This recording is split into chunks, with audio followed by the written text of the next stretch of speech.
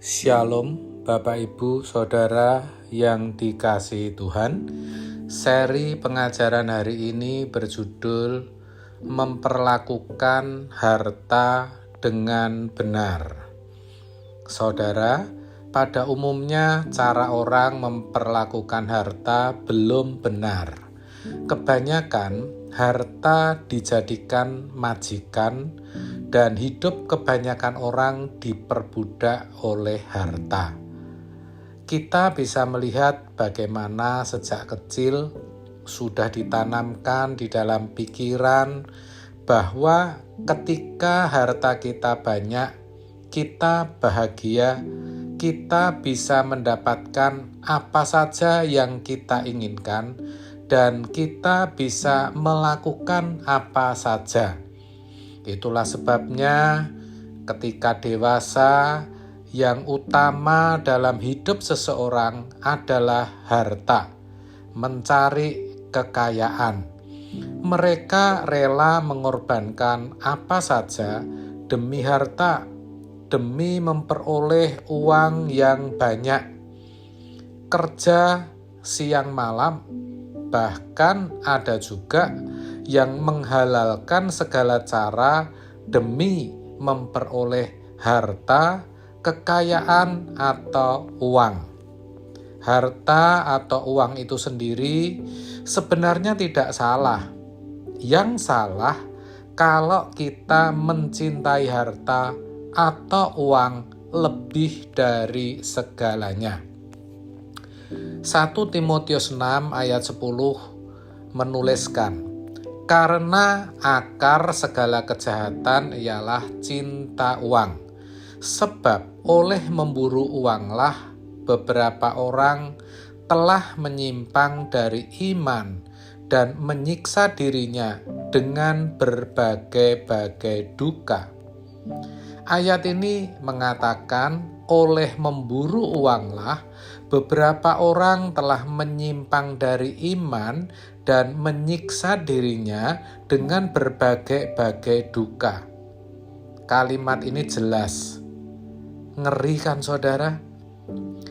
Terkait hal ini, Alkitab menceritakan seorang muda kaya yang berdialog dengan Tuhan Yesus, di mana ia sudah menuruti semua perintah Tuhan dengan tidak membunuh, tidak mencuri, tidak berzina, serta sudah menghormati orang tuanya.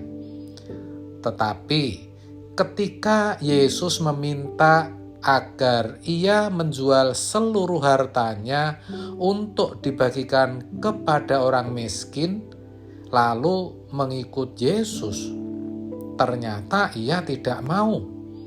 Ia memilih untuk meninggalkan Yesus. Alkitab berkata, sebab hartanya banyak. Matius 19 ayat 16-26. Kok bisa ya? Bisa, sebab ia terikat dengan hartanya. Karena ia memperlakukan hartanya dengan tidak benar. Ia menempatkan harta melebihi Tuhan. Begitu saudara. Beda dengan Zakius. Ketika ia menerima Tuhan Yesus di rumahnya dan orang banyak berkomentar bahwa kenapa Tuhan menumpang di rumah orang berdosa, Zakius justru memutuskan untuk menjual sebagian hartanya untuk dibagikan kepada orang miskin. Bahkan ia berkata, sekiranya ada orang yang pernah dirugikan, ia akan memberikan ganti rugi 4 kali lipat. Lukas 19 ayat 1-10. Jadi kedua kisah tadi sama-sama bercerita tentang orang yang berduit, orang kaya, yang memiliki harta yang banyak. Tapi cara memperlakukan hartanya berbeda. Pemuda kaya tadi terikat oleh hartanya dan lebih suka memuliakan dirinya dengan hartanya, lebih suka memakai hartanya untuk kepentingan dirinya sendiri. Sedangkan Zakius sama sekali tidak terikat dengan hartanya dan ia memilih memakai hartanya untuk memuliakan Tuhan.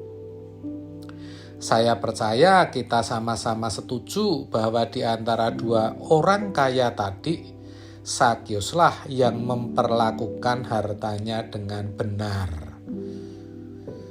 Saudara, yang Tuhan mau ketika Dia menjadikan kita umat tebusannya adalah untuk memuliakan Dia dengan segenap hidup kita. Seperti dituliskan dalam 1 Korintus 6 ayat 19 sampai 20. Bahkan dalam Amsal 3 ayat 9 dengan lebih tegas dikatakan, muliakanlah Tuhan dengan hartamu. Jadi harta atau kekayaan harusnya kita jadikan sarana, kita pandang sebagai sarana untuk memuliakan Tuhan, bukan kita jadikan tujuan hidup kita, saudara. Ketika kita bisa memperlakukan harta dengan benar, seperti Zakius, kita akan mendapatkan upahnya. Bukankah kita tahu Tuhan Yesus berkata kepada orang-orang yang ada di rumah Zakius, hari ini telah terjadi keselamatan kepada rumah ini. Artinya Tuhan tidak hanya mengampuni masa lalu Zakius, tapi Tuhan juga menyelamatkan jiwanya. Ini luar biasa, saudara. Sebab itu, melalui pengajaran hari ini, mari kita pakai harta dan keuangan kita seberapapun yang Tuhan percayakan. Jadi jangan sampai kita berkata, aku orang miskin, tidak punya harta. Jangan berkata seperti itu, ya. Tapi mari kita pakai harta dan keuangan yang Tuhan percayakan, ya, seberapapun itu untuk kepentingan dan kemuliaan Tuhan. Ini penting. Jangan sampai kita kehilangan nyawa kelak karena kita mempertahankan harta kita. Amin. Tuhan Yesus memberkati.